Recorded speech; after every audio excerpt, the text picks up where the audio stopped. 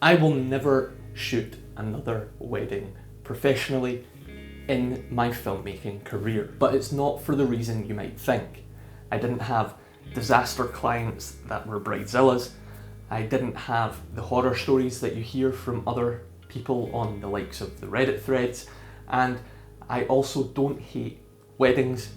Love them, great crack. So here are the 5 lessons that I learned from shooting weddings and how they have shaped my filmmaking career to this date, whether it is commercial work, for YouTube, or for branded content. In weddings, there are no retakes. If you don't capture the vows, the first look of the groom seeing his bride for the first time that day, walking down the aisle, or the likes of the kiss, then it is gone forever. There is no recovering it in the edit. That being said, it did teach me some fantastic lessons. It meant that I always anticipated rather than reacted to what I was seeing.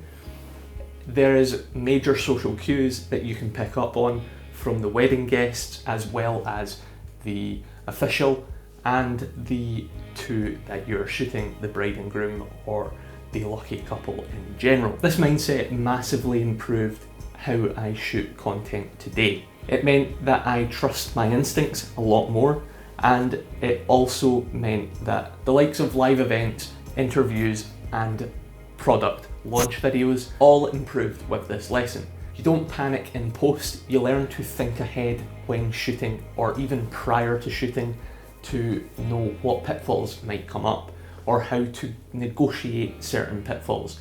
Early on, getting my first wedding client, I was obsessing about gear.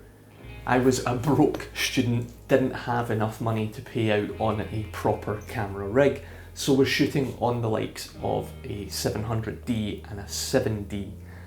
The 7D I was borrowing from a family member, but it meant that I was still obsessing on the camera, the codec, how it was being shot, what gear I was using. But ultimately, that doesn't matter. If you can't convey a story and can't convey the feeling, nobody is going to care what gear you are using. It's probably the strongest lesson to date I have. I still have to fight with myself over the gear obsession. If I get this, it'll be that much better. Focus on your story first and foremost, doesn't matter what you're shooting on.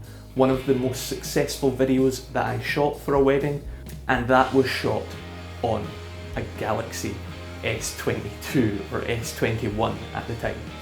And the visuals from that are fantastic. That lesson carries straight over to YouTube and to client work. First and foremost, focus on story and then on your gear. One thing that wedding videography has drilled into me is how important audio is. You're dealing with real people, real moments, and there's no second chances. This is where I wish the likes of audio.com existed when I was doing wedding videography. There's no worries about copyright as you have access to a wide library of music and sound effects, and their functionality such as link match and Hands AI are game changers for both wedding videography and commercial work. If you use the link down in the description below and the code VOICES40 at checkout, you'll get 40% off an Audio Pro Plus membership. This is a fantastic offer and it probably won't be around for too long, so catch it while you can and reap the rewards. Lesson 3 is pretty self-explanatory. At a wedding, you're going to have to be social. You can't be introverted. You're going to have to deal with nervous people. You're going to have to deal with people that don't want to be on camera. You're going to have to deal with arguments that may happen. You're going to have to deal with a plethora of social cues and social interactions to be able to get the best story you can and to better inform you in the edit. You'll quickly learn how to de-escalate stress, read a room, and also be calm under pressure. This transfers into all work and life in general. It teaches you the coping mechanisms to be able to put together the best piece of work regardless of the adversities that you may come into whilst shooting. Those social skills are vastly underrated across every sector, not just for videography.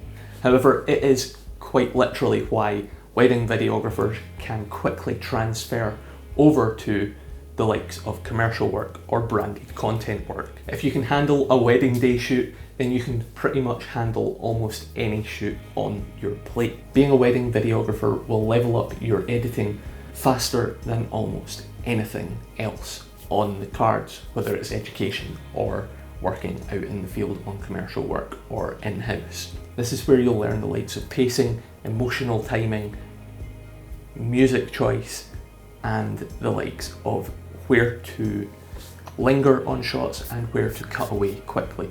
This isn't a quick 20-second Instagram reel that needs to be flashy and cut quickly. This is where you will spend hours honing in the story and getting the perfect emotive response. It teaches you to be ruthless with your edit. The final lesson that I have is that burnout is real. You're working back-to-back weekends, you're working long edit hours after the filming, you have the stress of backing up your footage, making sure that it doesn't get lost.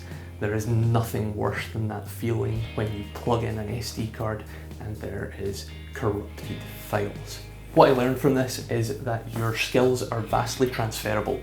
You're able to move on, there's no issue about that, and that ultimately your time matters. Walking away from shooting weddings wasn't failure, it ultimately was growth, and those lessons that I learned are still paying off to this day in all work that I take on. I'll close out with, if you are still shooting weddings, stick with it. You're learning lots of skills that will carry you for years to come.